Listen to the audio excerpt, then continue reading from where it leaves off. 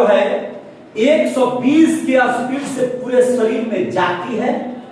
Heart से जब वह निकलती है तो रक्त का स्पीड कितना होता है 120, और आता है हार्ट में शुद्ध होने के लिए किस स्पीड से तो 80। तो इसीलिए आपको जानिए कि एक व्यक्ति का हाई ब्लड प्रेशर कितना होता है 120, और आने की गति यानी कि लो ब्लड प्रेशर कितना होता है 80।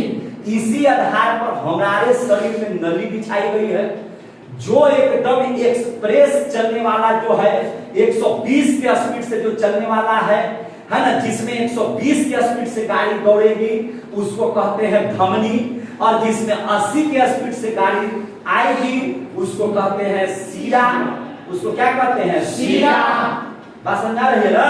Yes sir. हार्ट पढ़ाएंगे तो धमनी सीरा सब पढ़ा देंगे, है ना। हम लोग एक के बार में क्या कहते हैं नस, सबको नसे कहते हैं, मोटका नस एवं पतरका नस। तो मोटके नसवा को धमनी और पतरके नसवा को क्या कहते हैं सीरा।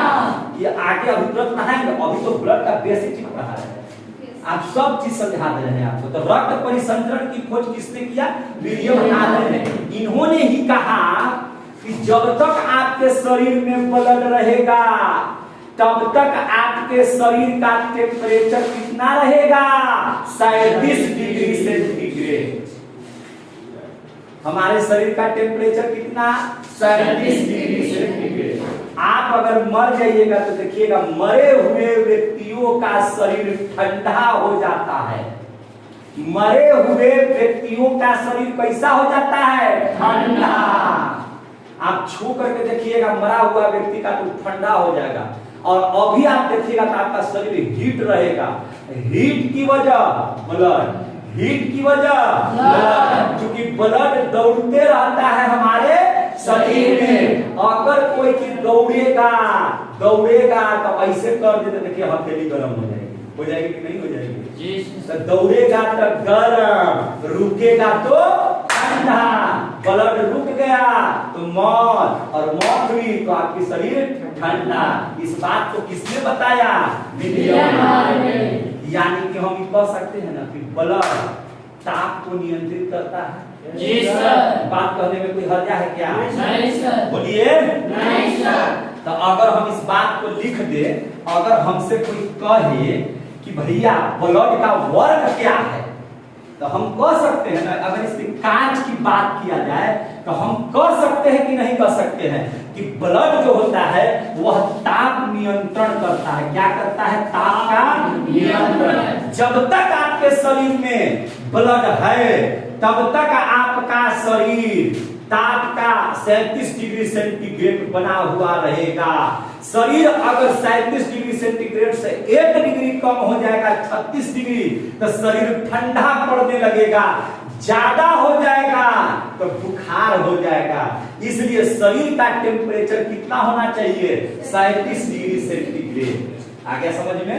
Yes sir. कोई दिक्कत नहीं सर। तो ब्लड के इतना ही काम है, ये और कोई वर्क है?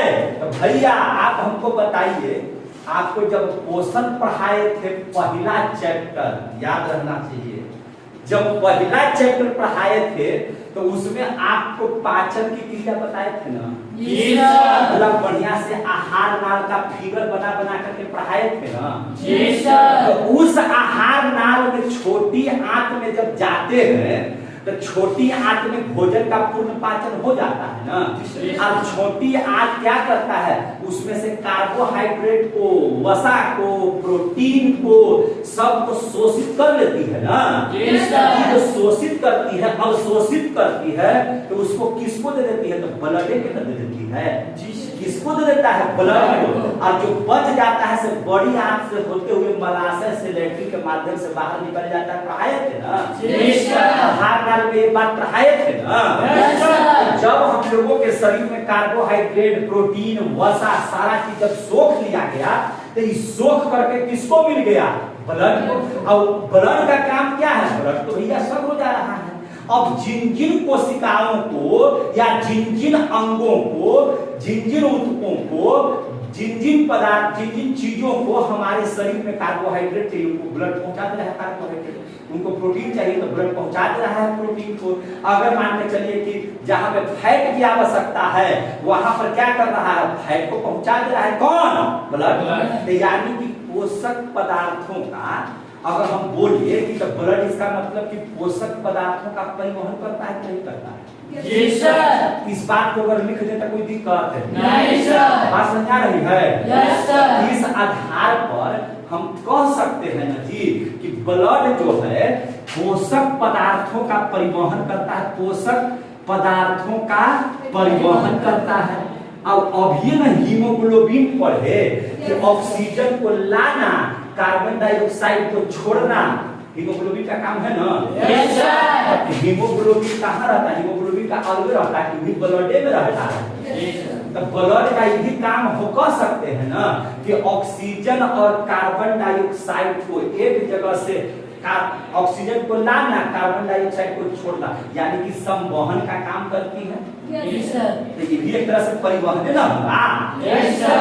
है ना, क्या हो गया इसको परिवहन कहेंगे। ऑक्सीजन का सिलेंडर लाया, अरे जितना अंग को पहुंचा दिया, आंख का नाक जीभ मुंह त्वचा हाथ पैर जितना भी है सब चीज को पहुंचा दिया, इतनी कितनी फिटनी सबको, और वहां से बोल दिया कि भैया जितना कार्बन डाइऑक्साइड है सब टंकी में भरिए, लाद दिया, लाद करके चल दिया फेफड़ा के